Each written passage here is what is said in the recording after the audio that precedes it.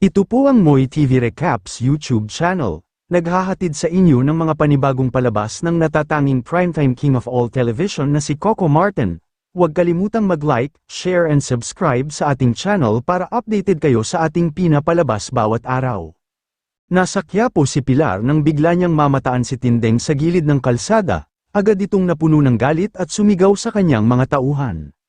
Pinahabol niya si Tindeng sabay sigaw ng, "Matagal ko na siyang hinahanap. Diyan pa talaga sa Quiapo ko siya makikita."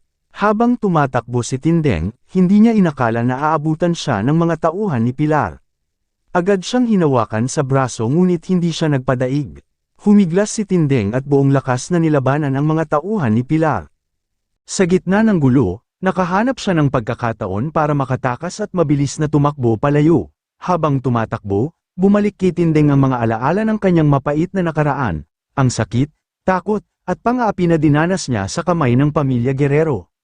Pilit niya itong nililimot, ngunit bawat hakbang ay parang muling binubuksan ang sugat ng kanyang nakaraan. Samantala, nabulabog ang paligid ng sumiklab ang sunog sa mata ni Tanggol. Ang buhay ng kapwa ay higit sa lahat, sa gitna ng kaguluhan at panganib, muling napatunayan ni Tanggol ang kanyang malasakit at tapang para sa kapwa.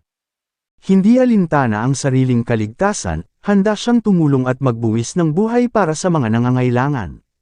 Samantala, muling nagbangon ang nakaraan ni Tindeng, isang patunay na ang mga sugat ng kahapon ay mahirap limutin, lalo na kapag ang mga salarin ay muling humaharap sa kanya.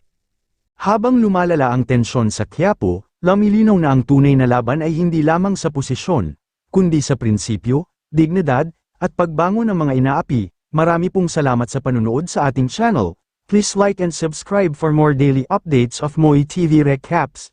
God bless everyone.